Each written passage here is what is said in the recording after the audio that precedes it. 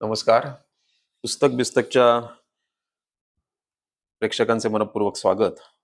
या चॅनलद्वारे आपण वेगवेगळ्या पुस्तकांची ओळख करून घेणार आहोत. आज आपण प्रकाश नारायण संत यांच्या पुस्तकांबद्दल मृणालबरोबर गप्पा मारूया. कवयित्री इंदिरा संत यांचा मुलगा अशी जरी त्यांची ओळख असली तरी त्याहीपेक्षा एक भावस्पर्शी लेखक म्हणून ते जास्त भावतात. भूगर्भशास्त्र ह्या विषयातून शिक्षण झाल्यावर नोकरी करत असताना खूप वर्षानंतर लंपन या छोट्या मुलाचं विश्व, वनवास, शारदा संगीत, पंखा आणि झुंबर या 4 वेगवेगळ्या पुस्तकांमधून त्यांनी अतिशय सुंदरपणे उभं केलं आहे. काही वेळेस तर आपल्याला असंच वाटत राहतं की तो लंपन म्हणजे आपणच की काय. चला तर उलगडून घेऊया लंपनचे विश्व. मृणाल, या 4 पुस्तकांमधनं त्यांनी त्याचे आयुष्य कशा प्रकारे उलगडून सांगितलंय. नमस्कार. लंपन हा एक गोड, संवेदनशील, शोधक आणि कल्पक वृत्तीचा असा मुलगा आहे. ही कथा घडते त्याची भौगोलिक पार्श्वभूमी महाराष्ट्र आणि कर्नाटक सीमेवरचं एक छोटंसं गाव अशी.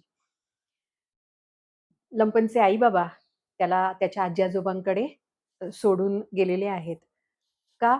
तर त्याचे आजी-आजोबा त्या गावामध्ये एकटेच राहतात. मोठं घर आहे आणि त्यांना कोणीतरी सोबती हवाय.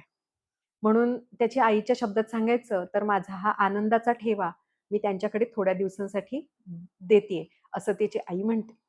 आणि अशा रीतीने त्याचं नवीन आयुष्य सुरू झालेलं आहे ह्या दुसऱ्या गावामध्ये. आता इथे रुजताना, मोठं होताना, नवीन मित्रांबरोबर, नवीन लोकांबरोबर ओळखी करून घेताना जे घडतं, ते वनवास ह्या त्यांच्या पहिल्या कथासंग्रहामध्ये आलेलं आहे. अ, ह्याच्यामध्ये ओझं ही पहिलीच कथा आहे, की ज्याच्यामधनं त्याच्या आईची त्याला जी येणारी आठवण आहे, तर ती टिपलेली आहे. आदम ही जी कथा आहे, त्याच्यामध्ये त्याला वडिलांबद्दल वाटणारं प्रेम आणि आदर अ, ह्या भावना त्याच्यामधून व्यक्त झालेल्या आहेत. आता ह्या वयाची जी मुलं आहेत, तर त्यांच्या मनामध्ये अ, काही वेळेला आपण एकटे आहोत, आपलं जगात ह्या कुणीच नाही, अशी जी भावना येते ना, तर ती भावना वीज ह्या कथेमध्ये अ, प्रकर्षाने जाणवण्याएवढी टिपलेली आहे. त्याच्यानंतर लंपन हा जो मुलगा आहे, तुम्ही आधीच म्हटलं, की तो कल्पना विश्वात रमणारा आहे. तो पुस्तकं वाचणारा आहे आणि त्यामुळे अ, जरी तो त्याच्या मित्रमंडळींबरोबर असला, तरी त्याचं स्वतःचं वेगळेपण जे आहे, ते आपल्याला पटकन जाणवतं. अ, वर्गात जेव्हा मास्तर त्यांचे धडे शिकवतात किंवा कविता शिकवतात, तर त्या त्याला वेगळ्या अर्थाने प्रतीत होतात, असं दिसतं. त्याला जास्त वेगळ्या अर्थाने त्या समजतात.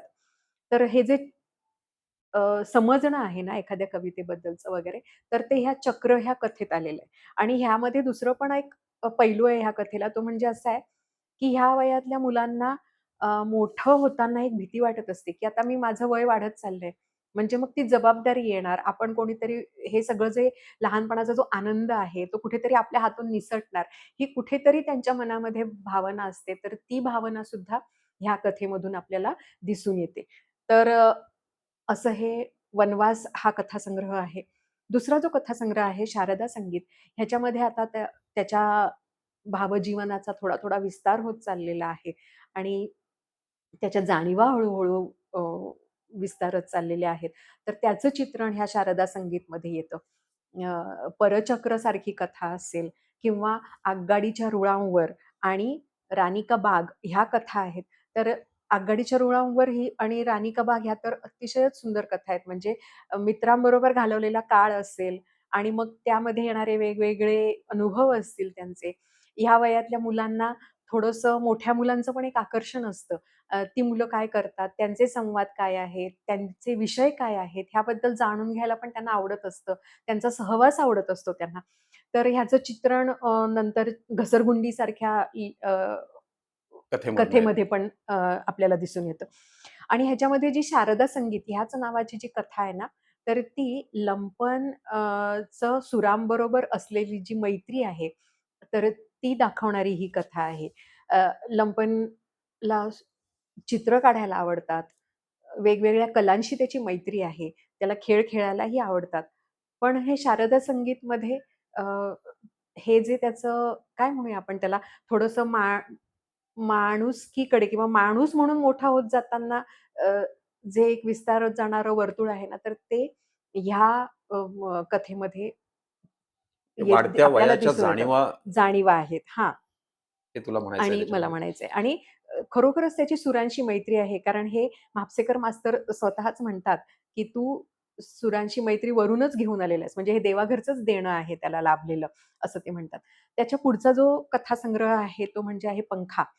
तर ह्यामध्ये अ, त्याच्या आजूबाजूला असलेली जी माणसं आहेत, तर त्यांची चित्रणं आहेत. अ, महत्वाचं म्हणजे त्याच्यामध्ये आहे दुंडप्पा हत्तरगी हा टांगेवाला आहे. एक सामान्य टांगेवाला आहे, पण त्याचं व्यक्तिचित्रण ह्याच्यामध्ये त्यांनी अतिशय सुंदर रीतीने केलंय. सुरुवातीला लंपनला तो आवडलेला नाहीये टांगेवाला. पण हळू-हळू जशी त्याची ओळख होत जाते, तसा-तसा माणूस म्हणून तो किती श्रेष्ठ आहे, हे कळत जातं त्याला आणि मग त्याच्या मनामध्ये दोंडप्पा हत्तरगी बद्दलचं प्रेम वाढत जातं, असं आहे. त्याच्यानंतर एक टुरिंग एजंट आहेत अण्णा हिंडलगीकर म्हणून, त्यांचं व्यक्तिचित्रण ह्याच्यामध्ये येतं. पूल ह्या कथेमध्ये त्याच्या आजोबांबरोबर तो दुसऱ्या गावाला गेलेला आहे आणि तिथे मग 4 दिवस तो सरदेशपांडे म्हणून एक आहेत त्यांच्या घरामध्ये राहतो. त्यांचे जे 2 मुलं आहेत, विभाकर आणि सुहास ही मुलगी आहे. तर त्यांच्याबरोबर झालेली मैत्री अ, त्याच्यामध्ये त्याने टिपलेली आहे. तर हे पंखामध्ये आणि ह्याच्यात ना 2 अतिशय वेगळीच अशी माणसं आहेत. ती म्हणजे एक मन्या शेठ म्हणून आणि दुसरं म्हणजे सावकार. ह्या दोघांची व्यक्तिचित्रणं ह्याच्यामध्ये येतात. ही थोडीशी हटके अशी व्यक्ती आहेत दोन्ही आणि त्यांची व्यक्तिचित्रणं ह्याच्यामध्ये येतात.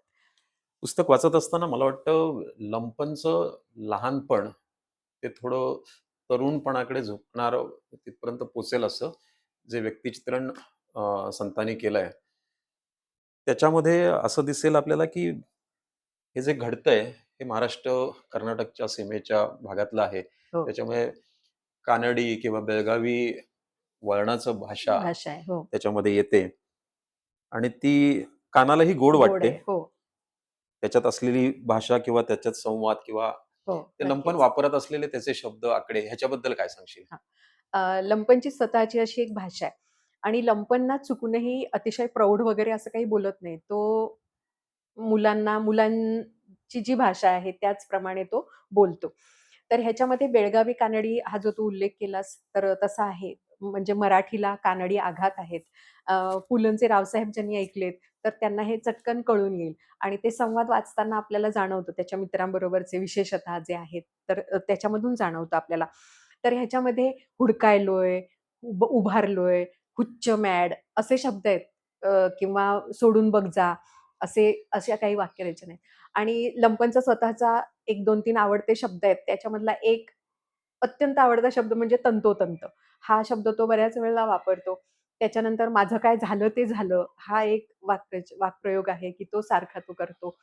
त्याच्यानंतर आजीचा श्री खंडोबाराय देव येतो, कोपिष्ट आहे तो. त्याचा स्वतःचा श्री शंकर हा देव त्याचा उल्लेख येतो ह्याच्यामध्ये बऱ्याच वेळेला. आणि ह्याच्यामध्ये ना त्याला जेव्हा भरपूर काहीतरी आहे असं सांगायचं असतं, तेव्हा तो आकडे वापरतो.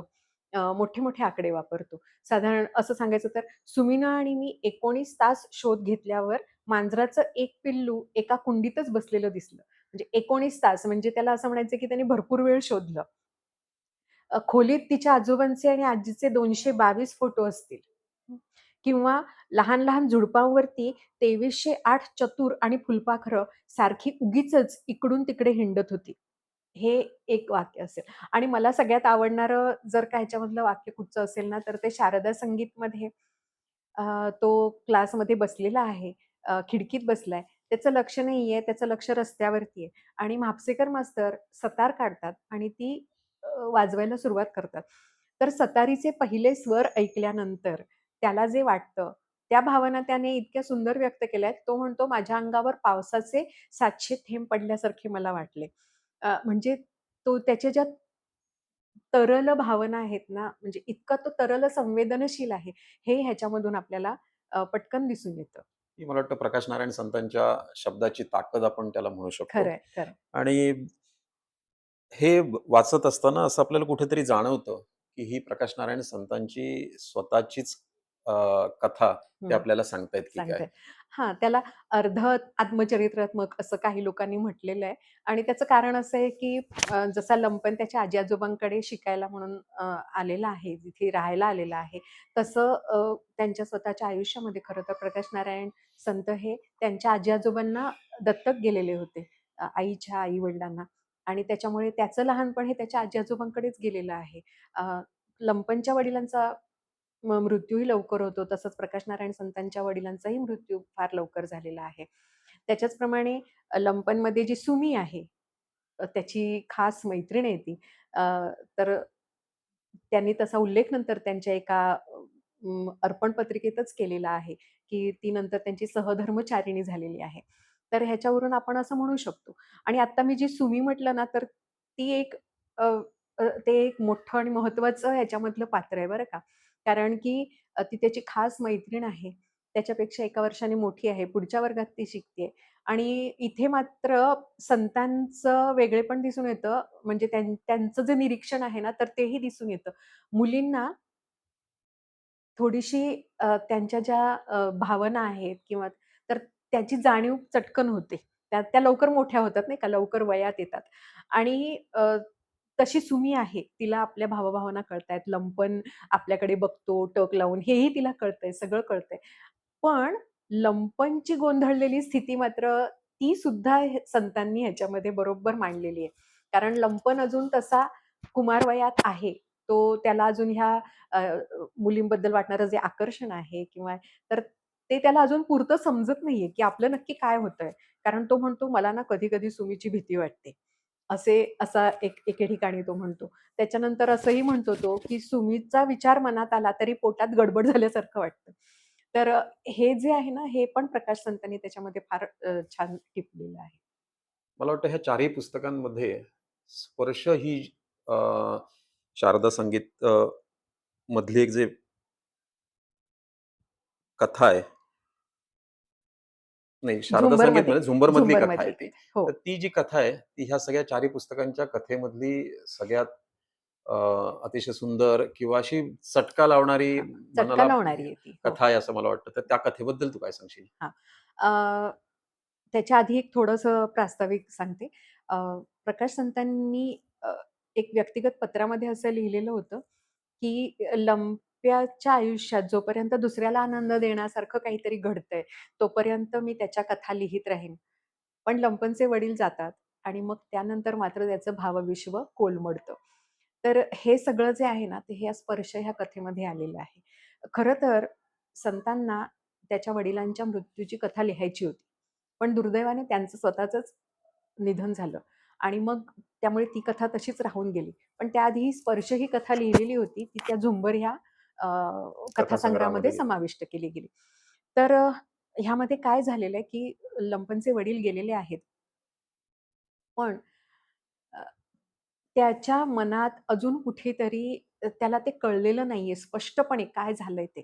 त्याने तो आजीला विचारतो, की "बाबा कुठे गेले?" मग त्याच्यावर आजीचं उत्तर आहे, "तिकडे कुठेतरी दूर हिमालयात, वैकुंठ नगरात."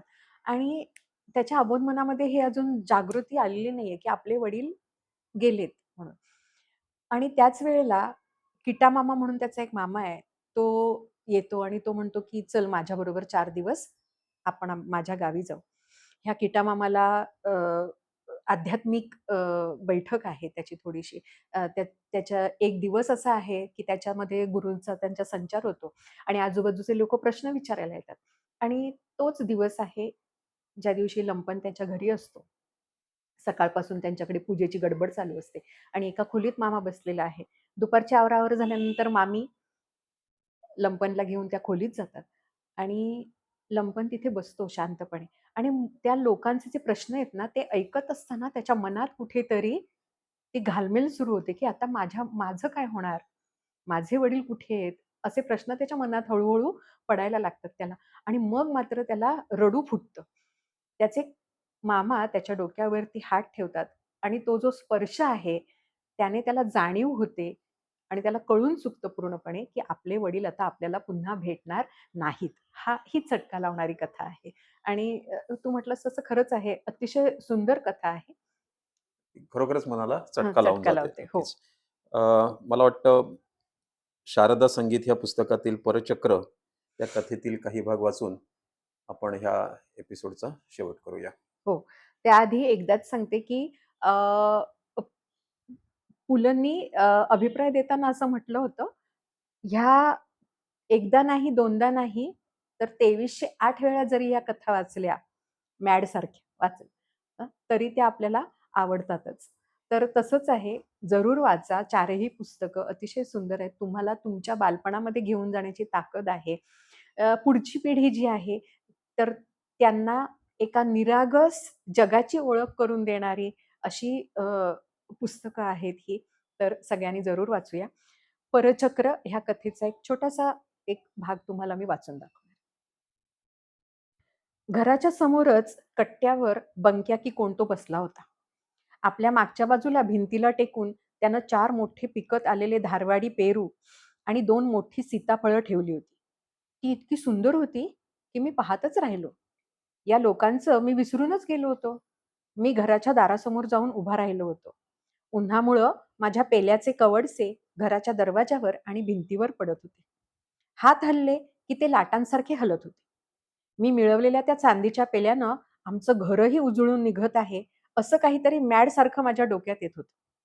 एवढ्यात बंक्या म्हणाला, "तू गाणं बेस्ट म्हणलास." "तुला कोणी सांगितलं?" मला आश्चर्य वाटलं. "सांगायला कशाला पाहिजे? मी काय घरात गप्प बसायला नाही." वहिनी म्हणाल्या, कार्यक्रम आहे म्हणल्यावर थेट शाळा." पण तास चालू होते. तेवढ्यात शेजारच्या झाडावर डल्ला मारलो. मग कार्यक्रम सुरू झाल्यावर आत आलो. "गाणं ऐटीत म्हणलास." सकाळी मला उठवायला आलेली ती परी गोरी होती. हा पेरू घेऊन बसलेला देवदूत काळा होता आणि ती आरशात पाहणारी अप्सरा, तिला मी नीट पाहिलेलं नव्हतं. पण तेवढ्यात ती बंक्याला हाका मारत दारात आली. ती चांगली गोरीच होती. "पेला मिळवला वाटतं ह्यानं." ती माझ्याकडे पाहत बंक्याशी बोलली. "चांदीचा," बंक्या म्हणाला. माझ्याकडे पाहत ती म्हणाली, "हे पेले काही चांदीचे नसतात म्हटलं, साधे पितळेचे असतात. नुसतं चांदीचं पाणी असतं. तुला माहीत आहे मला. माझ्याकडे असले 15-20 पेले आहेत." मी म्हणालो. हुशारच आहेस की तू." ती माझ्याकडे सरळ पाहत म्हणाली. बोलताना तिची उजवी भुवई खूप वर गेली होती. तेवढ्यात आजी बाहेर आली. मग सर्वांना नमस्कार करताना एक गोऱ्या बाई एकदम समोर आल्या. चांगल्या जाडजूड. सकाळी पडवीतून आलेला आवाज यांचाच होता. त्या त्याच आवाजात मला म्हणाल्या, "पेला नीट ठेव हो, नाहीतर त्याचं पालिश जातं आणि तो काळा पडतो. आमच्या हिरानं मिळवलं होतं की मागच्या वर्षी." लगेच काळा पडला. मग टाकून द्यावा लागला. काहीतरीच. मला पेला कधीच मिळायला नाही. गेल्या वर्षी 40 पानाची वही दिलेली. पण गाण्यात भाग घेणाऱ्या सगळ्यांनाच ती दिलेली. ते काय बक्षीस नसलेलं. म्हणजे मी खोटं बोलते म्हण की, मामी जोरात म्हणाल्या. हिरा त्यांच्याही पेक्षा जोरात म्हणाली, "मी असं कुठं म्हटलेलं. मी फक्त काय झालं ते सांगितलं." हे म्हणताना तिची एक भुवई वर गेली होती. मग आजी मला देवघरात घेऊन गेली. देवघरात देवासमोर पेला ठेवला. त्यात समई आणि निरांजनाच्या ज्योती दिसायला लागल्या.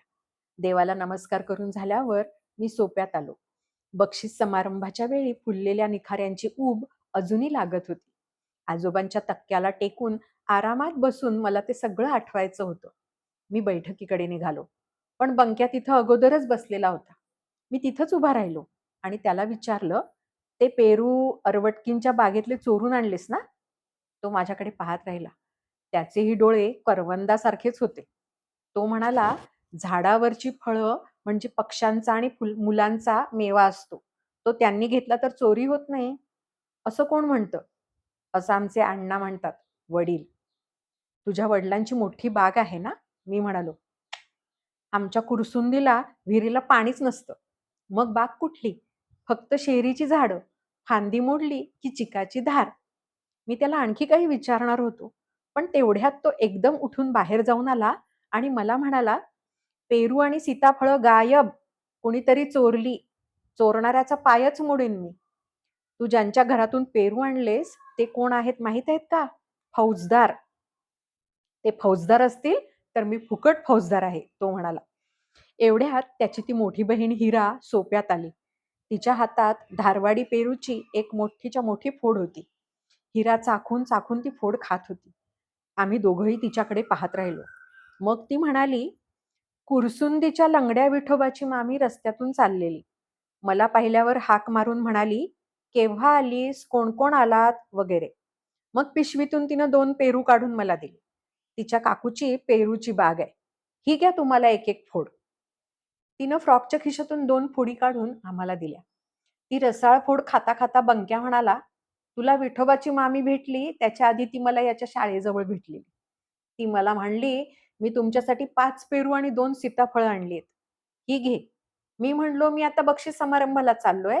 तू ते सगळं हिराकडे दे. ती म्हणली, बरं, पण तसं मामींना सांग.